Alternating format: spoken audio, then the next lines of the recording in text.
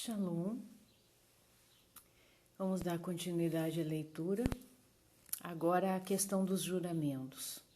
Outro sim ouvistes que foi dito aos antigos: não perjurarás, mas cumprirás os teus juramentos a Yahweh. Eu, porém, vos digo que de maneira nenhuma jureis, nem pelo céu, porque é o trono de Elohim, nem pela terra, porque é o escabelo dos seus pés, nem por Jerusalém, porque é a cidade do grande rei. Nem jurarás pela tua cabeça, porque não podes tornar um cabelo branco ou preto. Seja, porém, o vosso falar sim, sim, não, não, porque o que passa disto é de procedência maligna. Matitiarro 5, 33 ao 37. Mais uma vez aparece uma suposta contradição entre Yahushua, que proíbe os juramentos, e a Torá, que os permite. Aí estão as indicações de versículos. A Torá não obsta os juramentos, mas veta os falsos juramentos. Levítico 19, 12. A partir deste conceito, no judaísmo antigo, desenvolveu-se o entendimento de que seria desnecessário firmar um voto, já que a pessoa deveria ter tamanha idoneidade que suas palavras valessem como juramento. Tendo vivido na mesma época do Mashiach, o filósofo judeu Filo de Alexandria escreveu: a palavra de um homem bom deveria ser um juramento, firme, inabalável, completamente livre de falsidade, firmemente plantado na verdade. Por sua vez, o judaísmo essênio apregoava lição parecida com a de Yahushua. Não jurará pelo Aleph e o Lamed, nem pelo Aleph e o Dalet. Aleph e Lamed são as letras hebraicas que formam a palavra El, o Eterno. Por vez, Aleph e Dalet são as iniciais de Adonai, meu Senhor, ou seja, os essênios de Qumran também não recomendavam que fossem proferidos juramentos usando o nome de Yahweh. O historiador Flávio Joséfo, que viveu no primeiro século, escreveu acerca da abstenção de juramentos por parte dos essênios, e cumprem tão inviolavelmente o que prometem, que se pode prestar fé às suas simples palavras como a juramentos. Eles os consideram mesmo como perjúrios, porque não podem crer que um homem não seja um mentiroso quando tem necessidade, para que nele se creia, de tomar a Deus por testemunha. Pensavam os essênios que a palavra de um homem tinha força obrigatória de um juramento, razão pela qual seria desnecessário invocar o nome do Eterno. De forma semelhante, esta questão é tratada no Talmud, em uma passagem que os rabinos discutem se um contrato verbal teria força obrigatória entre as partes, ou seja, se a simples palavra deveria ser cumprida. Verifique a conclusão no tratado de Bava Metzia. O rabino Yosef, filho de Yehudá, disse: é para ensinar-lhe que o seu sim deve ser apenas sim, e que seu não deveria ser apenas não. Abaye disse: isso significa que não se deve falar uma coisa com a boca e outra com o coração. Logo, a docência de Yahushua sobre os juramentos é compatível com a interpretação do judaísmo antigo, firmada na Torá. A questão do olho por olho e do dente por dente. Ouviste o que foi dito, olho por olho e dente por dente. Eu, porém, vos digo que não resistais ao mal. Mas se qualquer te bater na face direita, oferece-lhe também a outra. E ao que quiser pleitear contigo e tirar-te a túnica, larga-lhe também a capa. Matitiarro 5, 38, 40. Realmente existe na lei mosaica a cláusula do olho por olho e dente por dente. Olho por olho, dente por dente, mão por mão, pé por pé, queimadura por queimadura, ferida por ferida, golpe por golpe. Shemot, Êxodo 21, do 24 ao 25. Aqueles que são contra a lei do Eterno afirmam: Yahushua anulou a lei, pondo fim à crueldade desta, que preconizava olho por olho e dente por dente.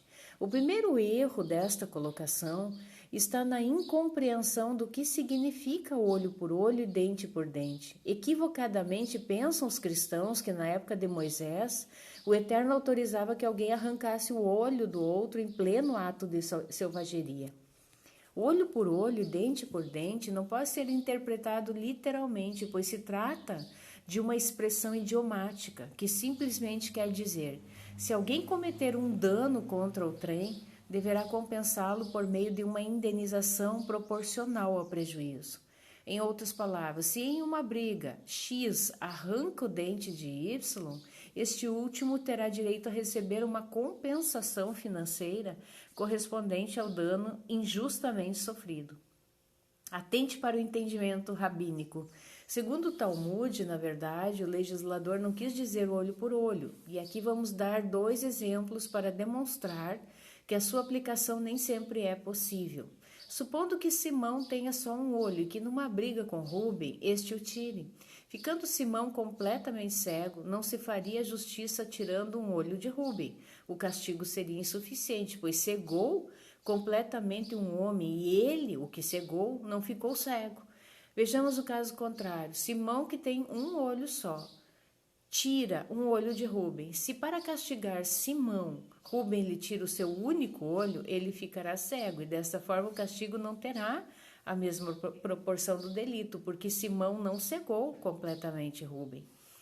Portanto, essa lei chamada de lei de talião não tem o sentido que se lhe atribui, senão que é uma questão de danos e prejuízos, na qual aquele que danifica sofre ou paga, segundo o critério dos juízes.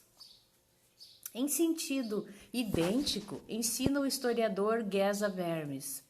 É quase desnecessário lembrar que no ensinamento pós-bíblico, Êxodo 21, 24, não era interpretado literalmente como exigindo que um dano correspondente fosse infligido à pessoa culpada de causar injúria corporal. Uma vingança sangrenta era substituída por uma compensação monetária judicialmente estabelecida. Joséfo conhecia este procedimento, e este princípio é pressuposto na Mishnah. A Mequilta de Êxodo 21, 24 equaciona simplesmente olho por olho com mamon, isto é, olho de dinheiro. Os Targums palestinianos oferecem uma paráfrase muito clara: o valor de um olho por um olho, o valor de um dente por um dente, o valor de uma mão por uma mão, o valor de um pé por um pé. De posse deste conceito, releia as palavras do Mashiach em Matitiahu 5, 38 ao 40, e perceberá que este ensinou que seus discípulos, quando injustiçados por alguém, não deveriam exigir a compensação financeira do dano sofrido, mas sim oferecer a outra face, isto é, demonstrar bondade a seus devedores e nunca buscar a vingança. Destarte, Yahushua não aboliu o sistema judicial de reparação de danos, olho por olho, mas recomendou que seus talmidim não buscassem se vingar dos seus ofensores, tal como diz a Torá: não te vingarás, nem guardarás ira contra os filhos do teu povo, mas amarás o teu próximo como a ti mesmo. Eu sou Yahuwah. Vaikra, Levítico 19, 18. Segue o mesmo vetor o magistério do rabino John Fisher. O ponto de Yahushua aqui enfatizado é a resposta adequada para o insulto de levar um tapa na cara. Uma pessoa não deve buscar a reparação ou retaliação, mas suportar o insulto humildemente.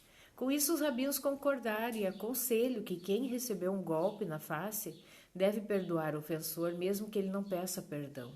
O Talmud elogia a pessoa que aceita ofensa sem retaliação e se submete ao sofrimento e ao insulto alegremente. Aliás, o dar a outra face não é uma inovação de Yahushua, pois tal ensino já consta do Tanar, das primeiras escrituras. Dê a sua face ao que o fere, farte-se de afronta. Eihá, Lamentações 3:30. Comprova-se, pois, que o Mashiach não anulou a Torá, mas lhe teceu lições com fundamento nas primeiras escrituras.